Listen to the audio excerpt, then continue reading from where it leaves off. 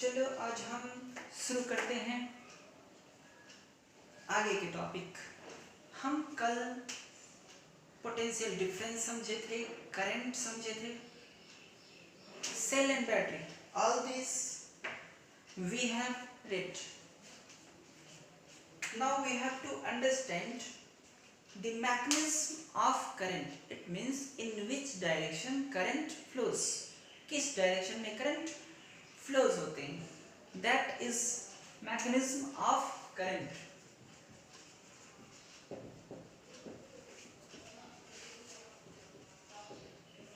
Mechanism. Let us suppose this be a conductor. This be a conductor. We know in a conductor there should be electron and proton. Both consists. And when this conductor is connected with battery,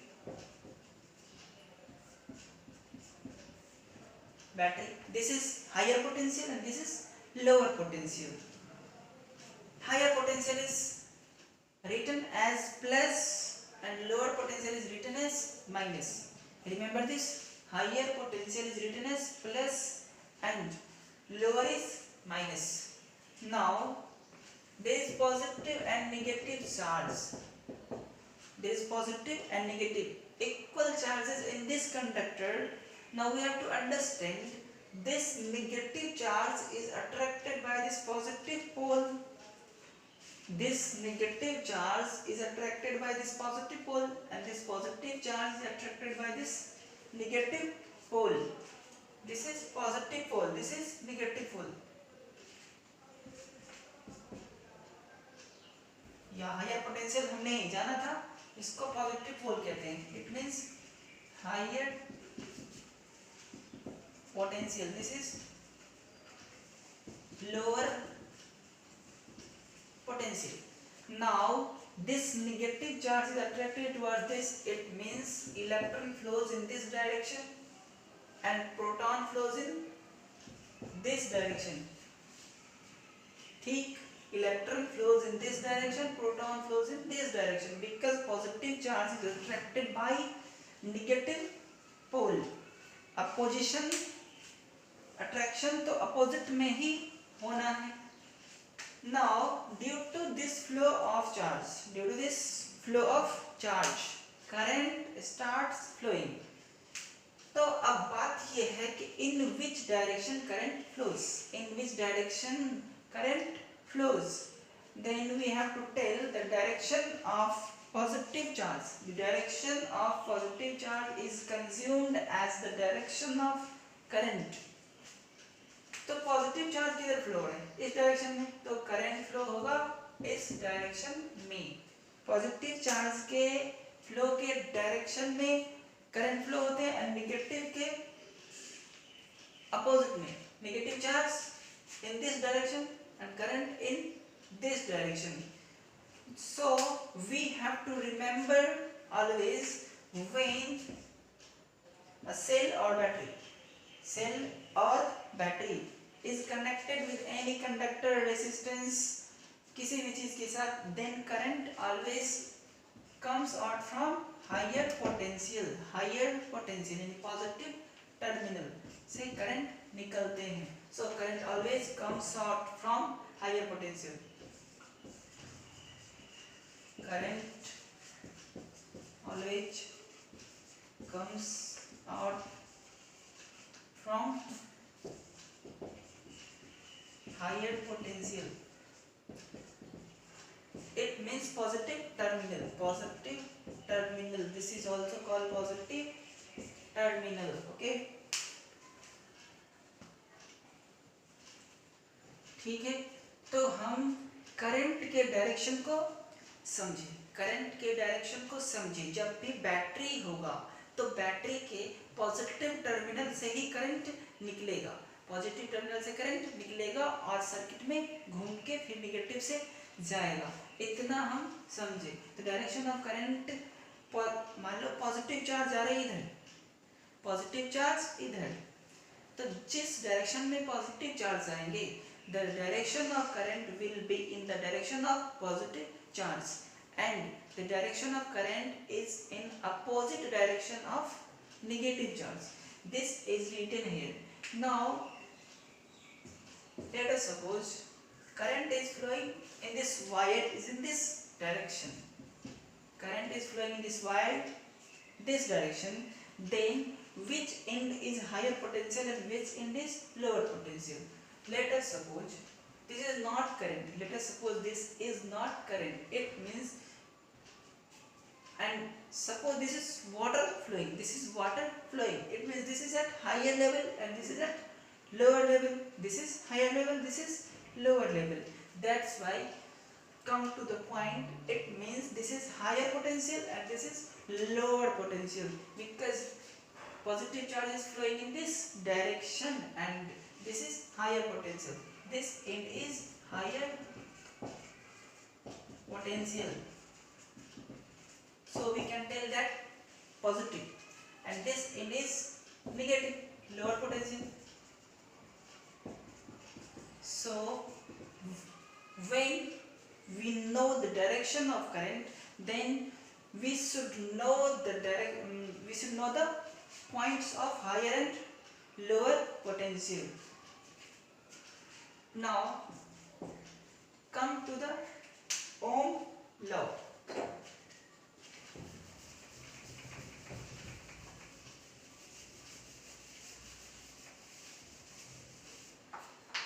Ohm's law. What is this Ohm law? Ohm law is related with current and potential difference. Current and potential difference में ये relation बताता है. What is this law? This law states that at constant physical condition, it means temperature, pressure, these all are constant in environment, then current is directly proportional to potential difference. Current is directly proportional to potential difference. तो law लिख लें at constant temperature and pressure.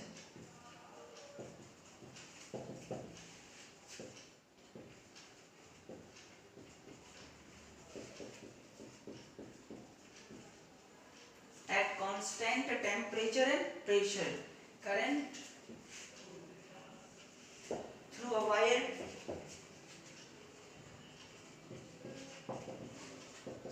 is directly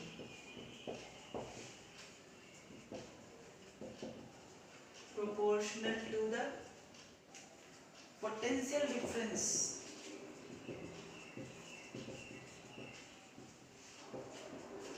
between the ends of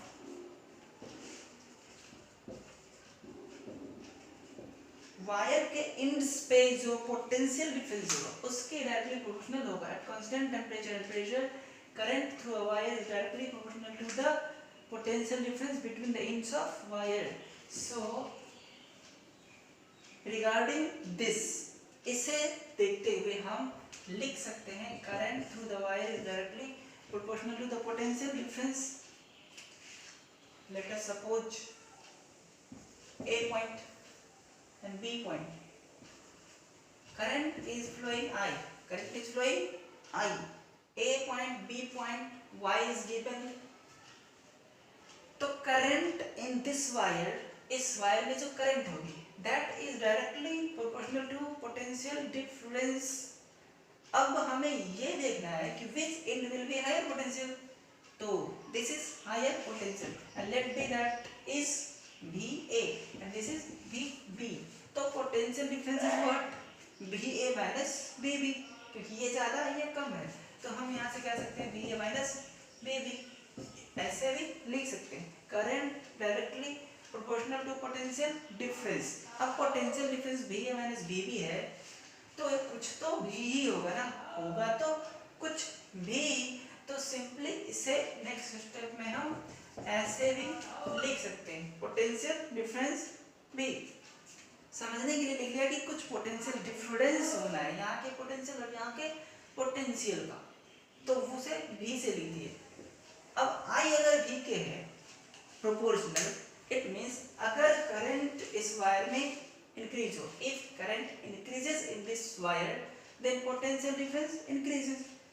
जैसे कि ऐसे मान लो high level से low level की तरफ वाटर फ्लो होते हैं, हाई लेवल से लो लेवल की तरफ वाटर फ्लो होते हैं। अगर इसकी लेवल को हाई कर दूं तो इसकी स्पीड वाटर फ्लोइंग की क्या हो जाएगी, ज़्यादा हो जाएगी। इसी तरह से अगर ये करंट ज़्यादा है तो ये डिफरेंस भी ज़्यादा है, और उल्टा सोचें अगर कि ये डिफरेंस ज़्यादा है तो करंट भी ज़्यादा है। तो I directly to V, it means V directly proportional to I। यहाँ पे पोटेंशियल डिफरेंस कितने हैं, VA माइनस VB, जिसको हमने V से लिख दिया है। इसको ऐसे भी लिख सकते हैं, V डायरेक्टली I V के प्रोपोर्शनल तो V I के भी proportional. We know when this constant, this proportionality removes, then it comes a constant, proportionality constant। तो जब ये हटेगा तो इक्वल और एक कांस्टेंट आएगा, जो कांस्टेंट यहाँ पे R है। R is the constant of proportionality। Here R constant of proportionality, and this is named as resistance, जिसको कहते हैं resistance of वायर। ये किसके जगह यूज हुआ है, तो कांस्टेंट के जगह, क्योंकि जब भी प्रोपोर्शनलिटी हटते हैं तो एक कांस्टेंट आते हैं, तो ठीक है। और उसका नाम क्या होगा, तो रेसिस्टेंस। तो V इक्वल्स RI या V इक्वल्स IR, कुछ भी कह सकते हैं। V इक्वल्स RI या V इक्वल्स IR, तो यहाँ से R क्या हो जाएगा, V by I, R equals V by I। तो इस तरीके से ये ओम लॉ से हमें क्या मिला, V और I में रिलेशन। उसके साथ एक और चीज आई, कौन, तो कांस्टेंट, कौन, उसका नाम क्या है, तो रेसिस्टेंस, नोट दिस। तो आप समझते हैं रेसिस्टेंस ये होता क्या है। अभी तो हमने इतना ही समझा है कि ये रेसिस्टेंस कांस्टेंट के बदले आया था ओम लॉ में। अब आगे देखता हूँ कि इसका काम क्या है, ये किस किस चीज से और रिलेटेड है। तो इसका काम है कि चार्ज को फ्लो होने में अपोजिशन देना, यानी रेसिस्टेंस ही इसका नाम है, रेसिस्ट करता है, यानी कि विरोध करता है, अपोज करता है कि चार्ज को फ्लो होने में। तो वही मैंने लिखा है कि resistance is the property of a conductor. ये ऐसी प्रॉपर्टी है कंडक्टर की due to which it opposes the flow of current. Current के फ्लो होने में चार्ज को अपोज करेगा तो करंट तो अपोज हो ही जाएगा। एंड इट डिपेंड्स, ये रेसिस्टेंस किस कंडक्टर की कितना होगा, ये बात भी अलग अलग होते हैं, हर कंडक्टर के लिए अलग अलग होते हैं। सिल्वर के अलग, एल्युमिनियम के अलग, कॉपर के अलग, हर कंडक्टर के लिए अलग अलग होते हैं। क्योंकि ये पहले ही मुझे पता है कि ये कांस्टेंट है, ये कांस्टेंट है, और किसी पर्टिकुलर कंडक्टर के लिए कांस्टेंट होगा और पर्टिकुलर कंडीशन में ही। तो ये किस किस बात पे डिपेंड करता है, तो साइज से हम आगे भी इसके बारे में जानेंगे, किस साइज शेप में है, मटेरियल कौन सी है, सिल्वर की, गोल्ड की, किस चीज की है, इस पे भी डिपेंड करता है, और टेम्परेचर कितना है वायर की, तो इस बात पे डिपेंड करते हैं सारी चीज। साइज से बदले तो भी रेसिस्टेंस चेंज हो जाएगा, टेम्परेचर बदले तो भी, मटेरियल बदले तो भी। लेकिन किसी पर्टिकुलर मटेरियल का पर्टिकुलर टेम्परेचर पे पर्टिकुलर साइज हो तो रेसिस्टेंस कांस्टेंट होते हैं। इसकी SI यूनिट ओम होते हैं, सिंबल ये है, वही लिखना है। अब 1 ओम को डिफाइन कैसे करेंगे, हमें तो पता है कि R equals V by I, अभी हमने जाना। तो R 1 कब होगा, तो हमने सोचा कि क्यों ना V 1 कर दिया जाए और I भी 1 कर दिया जाए, तो पक्का R भी 1 हो जाएगा। When V 1 volt and current 1 volt, putting V and E in this formula, we will get R equals 1 volt per ampere.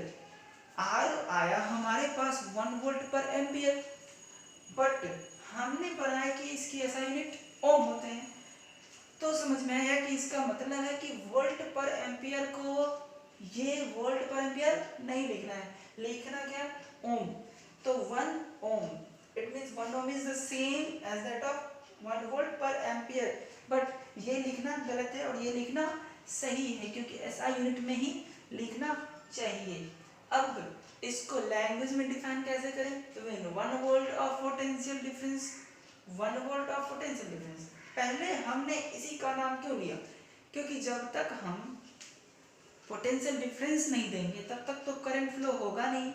तो 1 वोल्ट पोटेंशियल डिफरेंस दिया वायर के एंड्स को, तो हमारे पास कितनी करंट मिली, 1 एम्पियर, 1 एम्पियर। तो ये लिखा है हमने 1 volt of potential difference is applied between the ends of wire, and if 1 ampere current, अगर ऐसा करने से 1 ampere current मिलता है, 1 के अलावे नहीं, सिर्फ 1, तो कहेंगे कि उस वायर की रेजिस्टेंस 1 ओम है।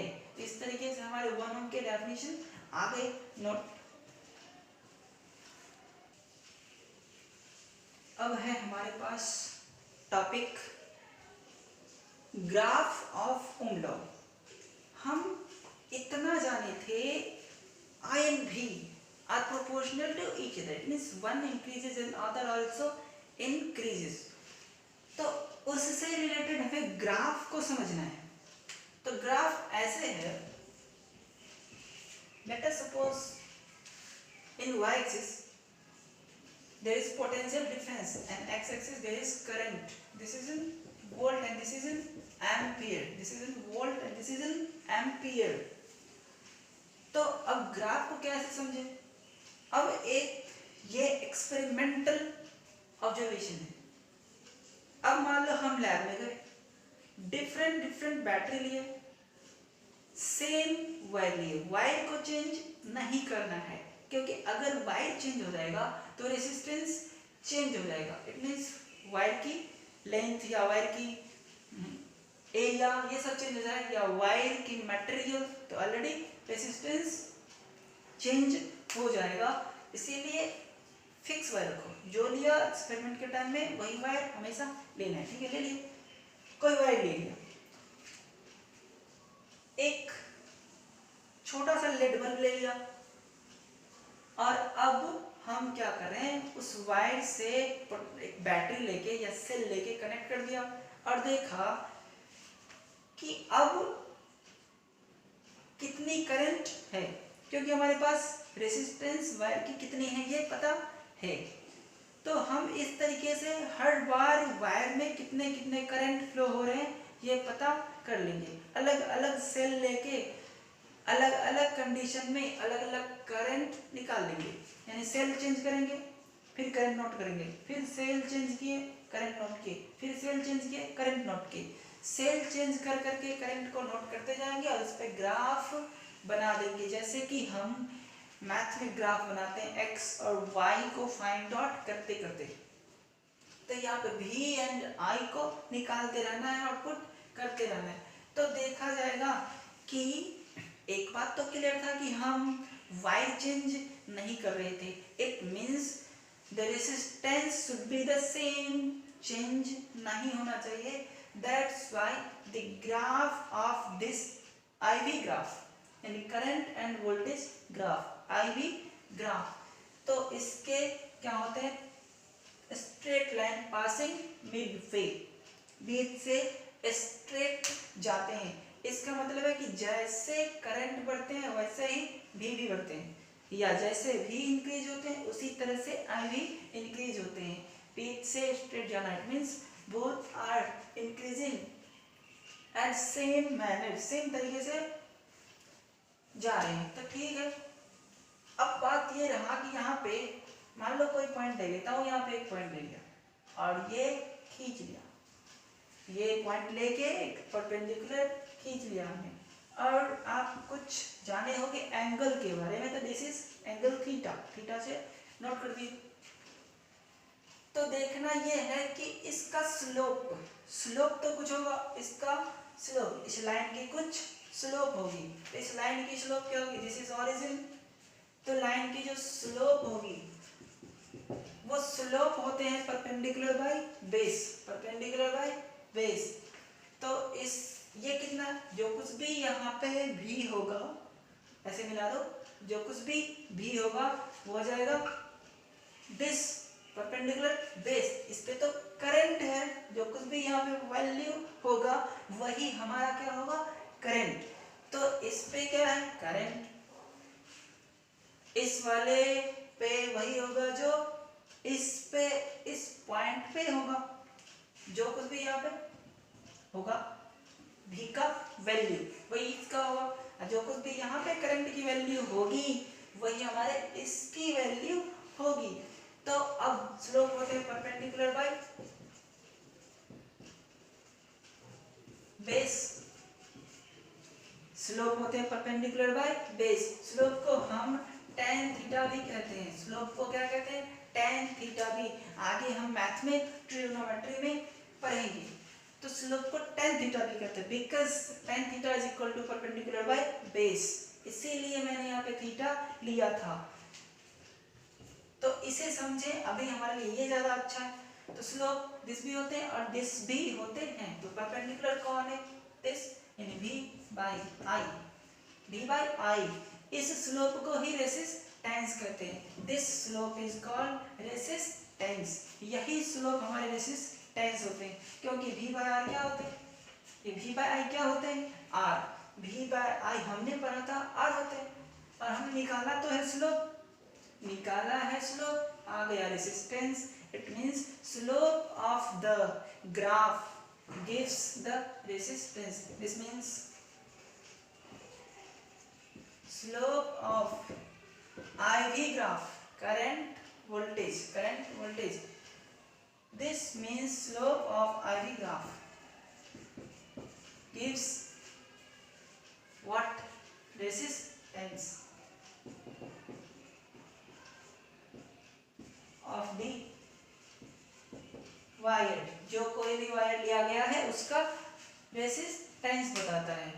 ठीक है, तो मान लो अगर ये होता 10 वोल्ट और ये होता 2 एम्पियर, ये होता 10 वोल्ट, ये होता 2 एम्पियर, तो आंसर कितने होते? 10/2, इट मींस 5 ओम। जो कुछ भी हमने वायर एक्सपेरिमेंट के टाइम में लिया था उसकी रेसिस्टेंस कितना होता? तो 10/2, इट मींस 5। और वो हर एक्सपेरिमेंट में 5 ही होता, क्योंकि हम वायर को तो चेंज कर नहीं रहे थे। चेंज कर किसको रहे थे? तो भी को चेंज करा, cell change, current change, R not change, not.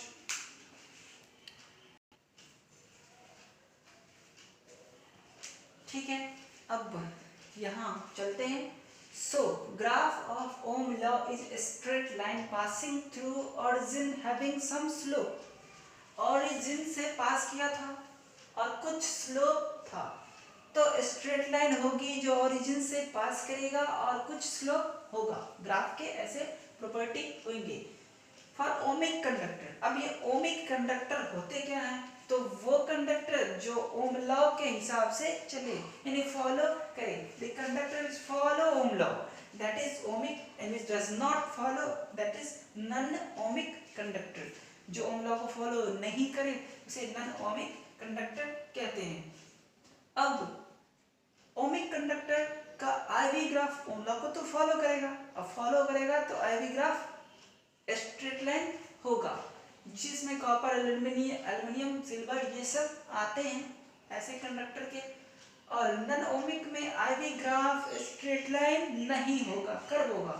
तो वो किसका? डायोड, जो हम आगे की क्लास में समझेंगे इसके बारे में। इसकी आईवी ग्राफ स्ट्रेट नहीं होते हैं, कर्व होते हैं, तो नोट कर लो। अब इस ओम लॉ से रिलेटेड कुछ एक्सपेरिमेंटल न्यूमेरिकल भी आ सकते हैं, तो वो किस टाइप से होते हैं इसे देखना है। मान लो किसी ने एक्सपेरिमेंट करा या एग्जांपल में हमें दे दिया और इस तरीके से डेटा लिख दिया गया कि when V is this then I is this, when V is this then I is this, when V is this then I is this। तो ऐसे कंडीशन में R क्या होगा, ऐसे कंडीशन में R क्या होगा, तो एवरेज देखा जाएगा, एवरेज, क्योंकि हर एक्सपेरिमेंट में अलग अलग ऐसे ग्राफ होते ना, this is V, this is I, her experiment में अलग अलग V और अलग अलग I होगा। तो V बाय I हर बार कुछ कुछ अलग होगा या हो सकता है। तो कौन सी R मुझे कहना चाहिए, कंफ्यूजन होता है कि कौन सी R हम आंसर में दें, क्योंकि बहुत सारे हमारे पास R होते हैं, क्योंकि बहुत सारे V बाय I होते हैं। तो ऐसे कंडीशन में क्या करते हैं हम, change in V, late us suppose यहाँ पे कुछ I और कुछ भी था या यहीं पे था, मान ले तो यहाँ पे कुछ I1 था और यहाँ पे कुछ I2 था, फिर यहाँ पे कुछ V1 था और यहाँ पे कुछ V2 था।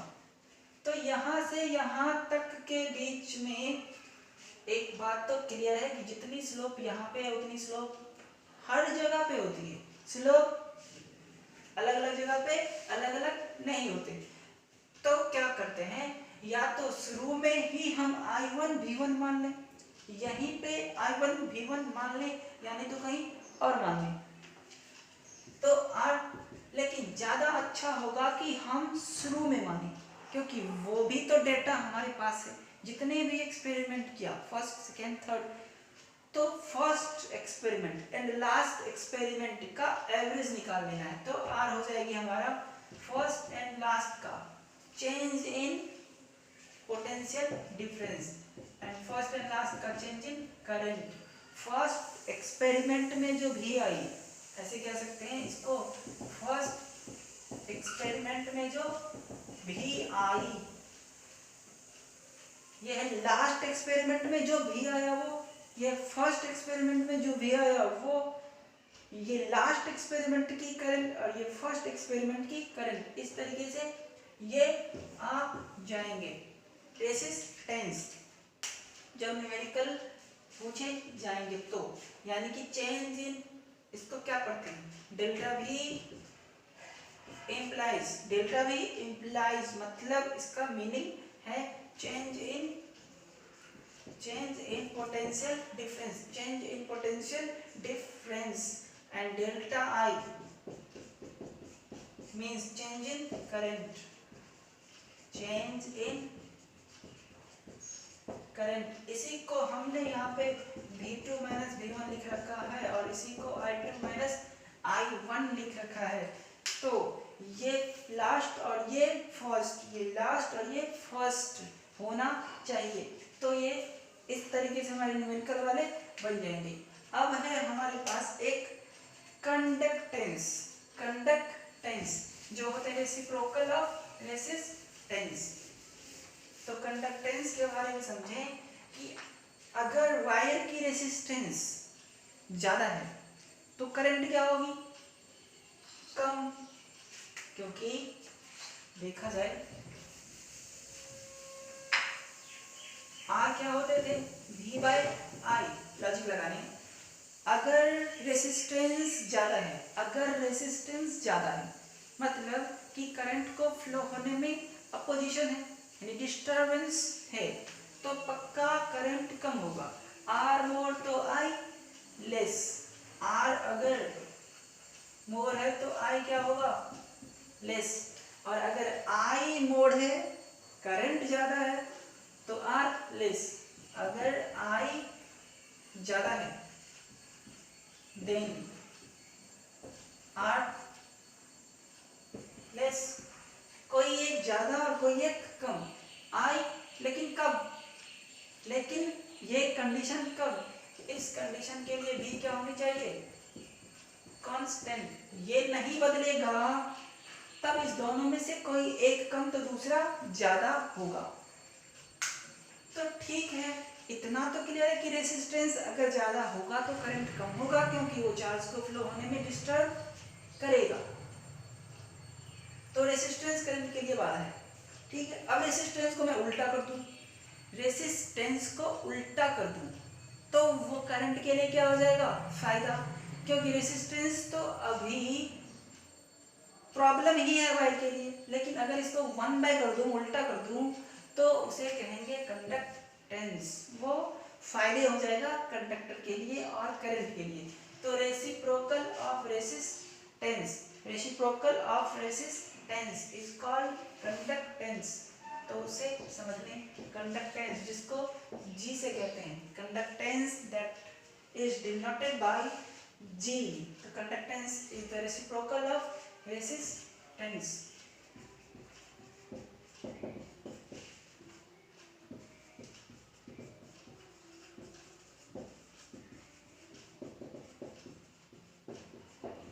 रेसिस्टेंस का अपोजिट है। अब कंडक्टेंस अगर ज्यादा होगा तो करंट ज्यादा होगा, क्योंकि वो तो ज्यादा प्रेफर करेगा करंट को। तो conductance G reciprocal of resistance, तो ये क्या हो जाएगा, I/V, I/V उल्टा हो जाएगा R का, ऐसा यूनिट इंच पर ओम, उल्टा है रेसिस्टेंस की तो पर ओम, या MHO, OHM का उल्टा MHO, तो ऐसा यूनिट हो गए पर ओम, पढ़ेंगे क्या, पर ओम या महो, ठीक है, नोट